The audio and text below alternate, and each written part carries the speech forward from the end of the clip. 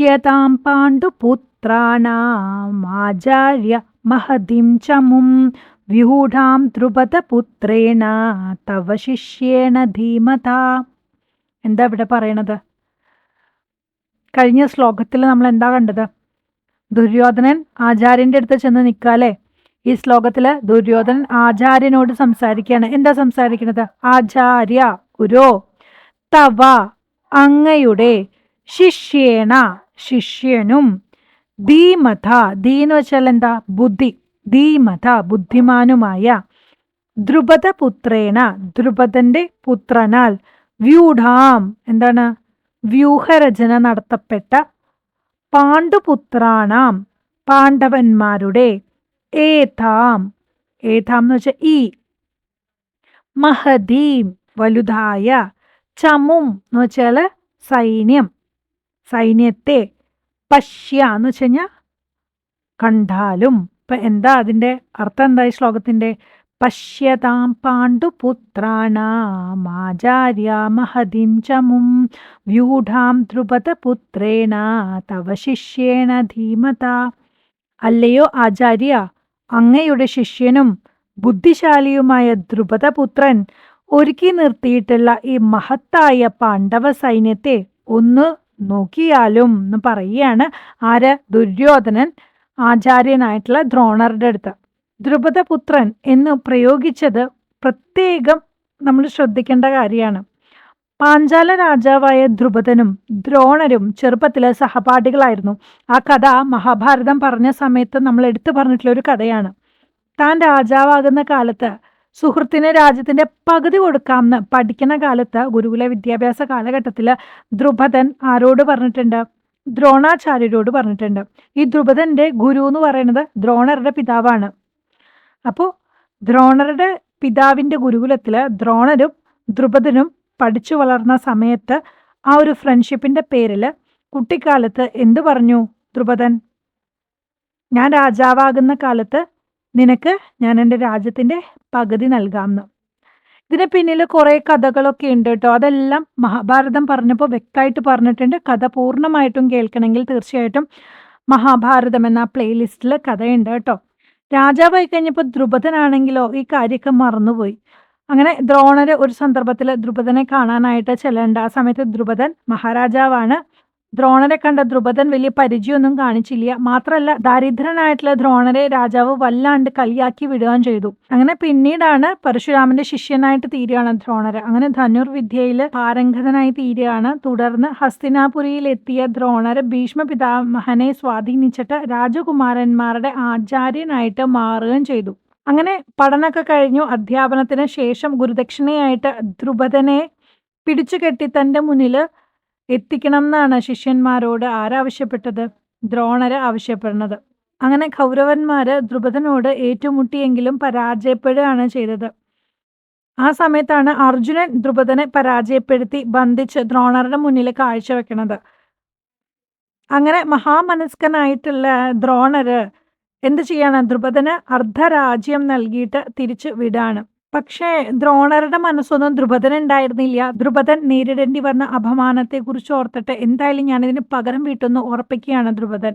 അങ്ങനെ ദ്രോണരെ വധിക്കാൻ സമർത്ഥനായിട്ടുള്ളൊരു പുത്രനെ വേണം എന്ന് അദ്ദേഹം ആഗ്രഹിക്കുകയാണ്. അങ്ങനെ അദ്ദേഹം യജ്ഞമൊക്കെ നടത്തിയിട്ട് അദ്ദേഹത്തിന് ഒരു പുത്രനെ ലഭിക്കുക. യാഗാഗ്നിയിൽ നിന്ന് പൊന്തി വന്ന ദൃഷ്ടനായ കുമാരന് ദൃഷ്ടദ്യുമ്നൻ എന്ന് പേരിട്ടു. യജ്ഞവേദിയുടെ മധ്യത്തിൽ നിന്ന് ജനിച്ച ബാലിക കൃഷ്ണവർണ്ണമുള്ളവളായിരുന്നതിനാൽ അവൾക്ക് കൃഷ്ണ എന്ന് പേരിട്ടു. പാഞ്ചാലദേശത്ത് രാജകുമാരി ആയതുകൊണ്ട് പാഞ്ചാലി എന്നും പേരുണ്ട്. ഈ ദൃഷ്ടദ്യുമ്നന്റെ ജന്മ ഉദ്ദേശം തന്നെ ഒരിക്കലും രഹസ്യമായിരുന്നില്ല. എല്ലാവർക്കും അറിയാം. ദ്രോണനെ വധിക്കാൻ വേണ്ടിയിട്ട് മനഃപൂർവ്വം ദ്രുപദൻ യജ്ഞം നടത്തി സൃഷ്ടിച്ച പുത്രനാണ് ദൃഷ്ടദ്യുമ്നൻ എന്നുള്ളത്. അങ്ങനെ ദ്രോണർക്കും അത് നല്ലപോലെ അറിയാവുന്ന കാര്യം തന്നെയാണ്.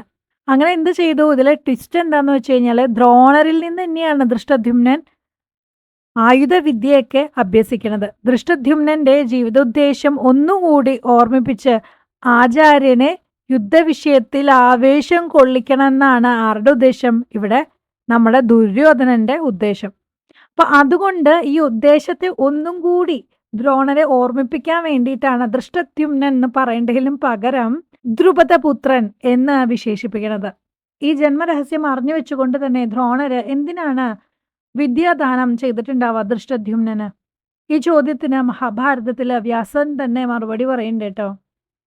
ദൃഷ്ടദ്യുമ്നൻ തനിക്ക് മരണകാരണമാകുമെന്നാണ് വിധിയെങ്കില് അതിനെ മാറ്റിമറിക്കാൻ ആർക്കും കഴിയില്ലല്ലോ. മൃതിഭയത്താല് പ്രതിജ്ഞാലംഘനം നടത്തി അപകീർത്തി നേടേണ്ട എന്നൊരു തോന്നല് ദ്രോണർക്കുണ്ടായിരുന്നു. അതുകൊണ്ട് തന്നെയാണ് ദ്രോണര് വിദ്യ പ്രദാനം ചെയ്തത്.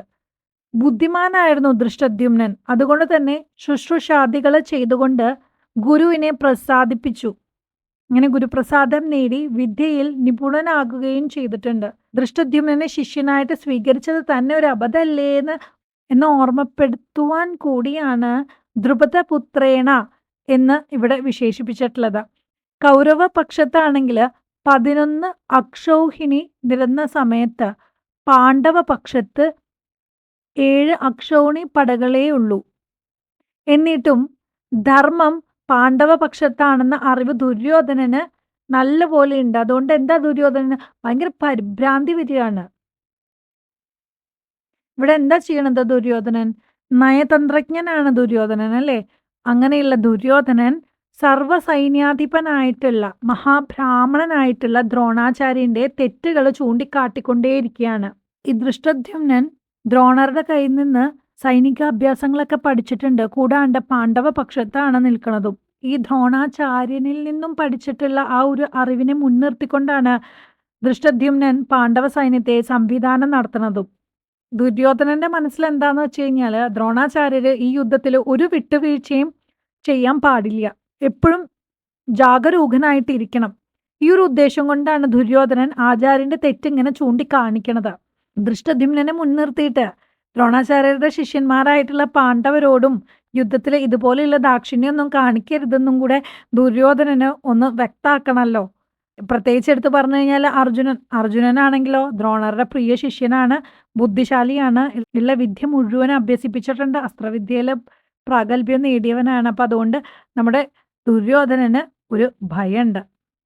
അങ്ങനെ ഒരു ദയാദാക്ഷിണ്യങ്ങാനും ദ്രോണാചാര്യര് ചെയ്തു കഴിഞ്ഞാൽ അത് പരാജയത്തിലേക്ക് കലാശിക്കൂ എന്ന് ദുര്യോധനൻ ഒരു മുന്നറിയിപ്പ് നൽകുന്നത് കൂടിയായിട്ട് നമുക്ക് ഈ ശ്ലോകത്തെ കണക്കാക്കാം കേട്ടോ. ഇനി മറ്റൊരു കാര്യമുണ്ട് കേട്ടോ. ഈ പാണ്ഡവര് അവർ ധർമ്മിഷ്ഠരായവരായതുകൊണ്ട് തന്നെ ഭീഷ്മ ദ്രോണാദികൾക്ക് അവരോട് ഒരു ചെറിയ പ്രിയം കൂടുതലുണ്ട്. ഈ കാര്യവും ദുര്യോധനന് നന്നായിട്ട് അറിയാം. അപ്പോ ഈ അർജുനനോടുള്ള ഇഷ്ടം കൊണ്ടും ഈ പാണ്ഡവരോടുള്ള ഇഷ്ടം കൊണ്ടും ഒക്കെ ഒരു മാനസിക ചായ്വ് വെച്ച് പുലർത്തിക്കഴിഞ്ഞാൽ നമ്മുടെ ഒരു സൈന്യം പരാജയപ്പെടും എന്ന ഓർമ്മപ്പെടുത്തലോടൊപ്പം തന്നെ ജാഗ്രത വേണം എന്ന് നമ്മുടെ ആചാര്യനെ ഓർമ്മിപ്പിക്കാൻ വേണ്ടിയാണ് പാണ്ഡുപുത്രാണാം ആചാര്യ എന്ന് സംബോധന ചെയ്തിരിക്കുന്നത്. അങ്ങ് പാണ്ഡവരുടെയും ആചാര്യനാണ്. ആ മനോഭാവം ഞങ്ങൾക്ക് ഹാനികരമായി തീരും എന്ന് ധർമ്മഭീരുവായിട്ടുള്ള ആരാണ് ഓർമ്മിപ്പിക്കണേ? നമ്മുടെ ദുര്യോധനൻ ഓർമ്മിപ്പിക്കുകയാണ്. അത്ര ശൂര മഹേശ്വാസ ഭീമാർജുന സമായുതി യുയുധാനു വിരാടശ്ച ദ്രുപദശ്ച മഹാരഥ എന്നാണ്. അത്ര ഇവിടെ യുധി യുദ്ധത്തിൽ ശൂരഹ വീരന്മാരും ഭീമാർജുന സമാഹ ഭീമനും അർജുനനെയും പോലെയുള്ളവരും മഹേശ്വാസ വലിയ വില്ലാളികളുമായ യുയുധാനഹ സാത്വികയും വിരാടശ്ച വിരാട രാജാവും മഹാരഥ മഹാരഥനായ ദ്രുപദശ്ച ദ്രുപദൻ എന്ന രാജാവും ഉണ്ട്. എന്നുവെച്ചാൽ എന്താ അർത്ഥം? എന്താ? ഭീമ അർജുനന്മാരോട് സമമായിരിക്കുന്ന യുയുധാനൻ, വിരാടൻ, ദ്രുപദൻ എന്നീ വില്ലാളി വീരന്മാര് ആ സൈന്യത്തിലുണ്ടെന്ന്. ഈ ധനുർവിദ്യയില് ദ്രോണർക്കുള്ള നൈപുണ്യം പരിഗണിക്കുമ്പോൾ ദൃഷ്ടദ്യുമ്നനെ കടുത്ത എതിരാളിയായിട്ട് കണക്കാക്കാനാവില്ല. എങ്കിലും വേറെ ചിലരുണ്ട് പാണ്ഡവ സൈന്യത്തില്, അവരെ കുറച്ചൊന്ന് പേടിക്കണം. ഭീമനെയും അർജുനനെയും പോലെ ഭയങ്കരരാണ് അവരെ. ഭീമ അർജുനന്മാരുടെ കരുത്തിനെ കുറിച്ചൊക്കെ എല്ലാവർക്കും അറിയാലോ. അതുകൊണ്ട് മറ്റു യോദ്ധാക്കളെ അവരുമായിട്ട് സാദൃശ്യപ്പെടുത്തിയിരിക്കുകയാണ് ഇവിടെ. അതുപോലെ കരുത്തുള്ള ആൾക്കാരും അവരുടെ പക്ഷത്തുണ്ടെന്നുള്ളത്. പാണ്ഡവ സൈന്യത്തിലെ വലിയ വില്ലാളികളും ശൂരന്മാരുമാണ് അല്ലേ ഭീമാർജുനന്മാര്. അപ്പോൾ അവർക്ക് സമന്മാരായിട്ട് യുയുധനനും വിരാടനും മഹാരഥനായിട്ടുള്ള ധ്രുപദനും ഉണ്ടെന്നാണ് പറയുന്നത്.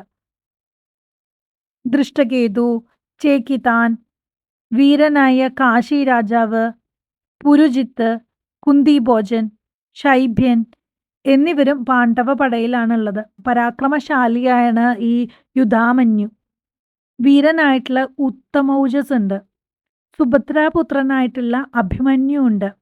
ദ്രൗപദിയുടെ പുത്രന്മാരായിട്ടുള്ള പ്രതിവിന്ധ്യൻ, സുതസോമൻ, ശ്രുതകീർത്തി, ശതാനീകൻ, ശ്രുതസേനൻ എന്നിവരും മുറയ്ക്ക് ആരാണ്? പാണ്ഡവ സഹോദരന്മാരുടെ പുത്രന്മാരാണ്. ഈ പറഞ്ഞവരെല്ലാം മഹാരഥന്മാർ തന്നെയാണ്. അപ്പൊ പാണ്ഡവ പടയെ ജയിക്കുക അത്ര എളുപ്പമായിട്ടുള്ള കാര്യമല്ല. ആദ്യമേ തന്നെ ശൂരഹ എന്ന വിശേഷണം ഇവിടെ പ്രയോഗിച്ചു വച്ചേക്കാണ്. യുദ്ധത്തിൽ അതിസാമർഥ്യമുള്ളവർ എന്ന അർത്ഥമുള്ള യുയുധാൻ എന്ന പദം ഇവിടെ സാത്വികിയെ കുറിക്കുവാനാണ് പ്രയോഗിച്ചിരിക്കുന്നത്. യദുക്കളിൽ ഒരു വിഭാഗമായ സാത്വതന്മാരുടെ നായകനാണ് സാത്വികി. അർജുനന്റെ ശിഷ്യനും ശ്രീകൃഷ്ണന്റെ സുഹൃത്തുമായിട്ടുള്ള സാത്വികി ശ്രീകൃഷ്ണ ഭക്തനായിട്ടും സാരഥിയായിട്ടും പരാമർശിക്കപ്പെടുന്നുണ്ട്. അഭിമന്യുവിന്റെ പത്നിയായിട്ടുള്ള ഉത്തരയുടെ പിതാവാണ് മത്സ്യദേശത്തെ രാജാവായ വിരാടൻ. ദൃഷ്ടദ്യുമ്നന്റെയും പാഞ്ചാലിയുടെയും പിതാവാണ് ധ്രുപദൻ. ധ്രുവ് എന്നതുകൊണ്ട് വൃക്ഷം എന്നാണ് അർത്ഥം. വൃക്ഷം കൊടി അടയാളായിട്ടുള്ളവനാണ് ധ്രുപദൻ. 10,000 വില്ലാളികളോട് ഒറ്റയ്ക്ക് നിന്ന് പൊരുതാൻ സാമർഥ്യമുള്ള ആളെയാണ് എന്ത് വിളിക്കുക? നമ്മള് മഹാരഥൻ എന്ന് വിളിക്കുക. ദൃഷ്ടകേതു ചോതി രാജാവാണ്.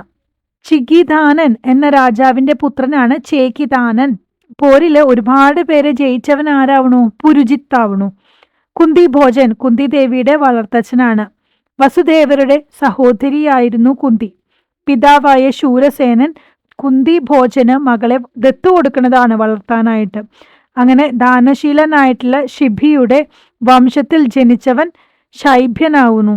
പോർക്കളത്തിൽ അമിതമായിട്ടുള്ള കോപം പ്രകടിപ്പിക്കുന്ന യുധാമന്യു പാഞ്ചാല രാജാവാണ്. ശ്രേഷ്ഠമായ ബലമുള്ളവൻ ഉത്തമൗജസാണ്. ശ്രീകൃഷ്ണ സഹോദരിയായ സുഭദ്രയുടെ പുത്രനായ അഭിമന്യുവാണ് സൗഭദ്രൻ. പത്മവ്യൂഹത്തിനുള്ളിൽ കടന്ന അഭിമന്യുവിനെ ശത്രുക്കള് വളഞ്ഞിട്ട് അധാർമികമായിട്ടാണ് വധിക്കണതൊക്കെ. അപ്പോൾ ഇതിൽ അടുത്ത 2 ശ്ലോകങ്ങളും വളരെ പ്രധാനപ്പെട്ടതാണ് കേട്ടോ. ഞാനിപ്പോൾ ഈ പറഞ്ഞ സംഗ്രഹവുമായിട്ട് ബന്ധം വരുന്ന ശ്ലോകങ്ങളാണ് ഇനി വരുന്ന 2 ശ്ലോകങ്ങൾ. അപ്പം അതും കൂടെ ഇതിനോടൊപ്പം നമുക്ക് ചേർക്കാം.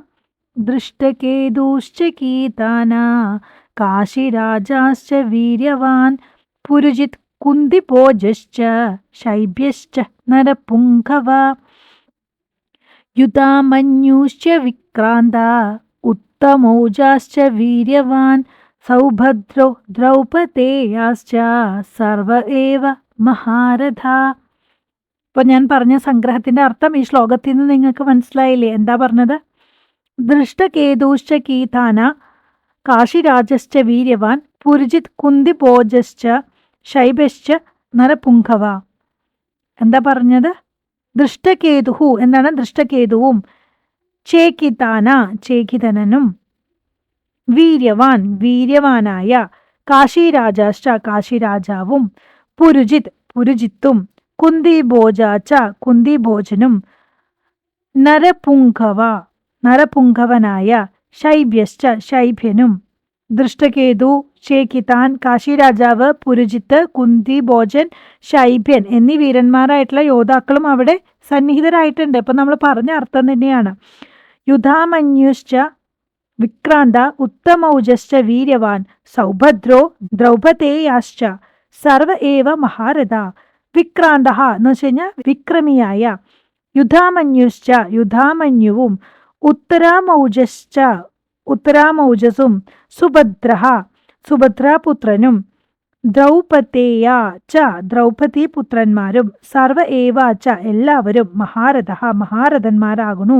കൂടെ പരാക്രമിയായ യുധാമന്യു, ബലവാനായിട്ടുള്ള ഉത്തമൗജസ്, സുഭദ്രാപുത്രൻ, ദ്രൗപദിയുടെ മക്കള് എന്നിവരെല്ലാവരും യുദ്ധത്തിന് പങ്കെടുക്കാനായിട്ട് വന്നിട്ടുണ്ട്. എല്ലാവരും മഹാരഥന്മാരാണെന്നാണ് ആര് പറയണത്? ദുര്യോധനൻ ആരോട് പറയണതാണ്?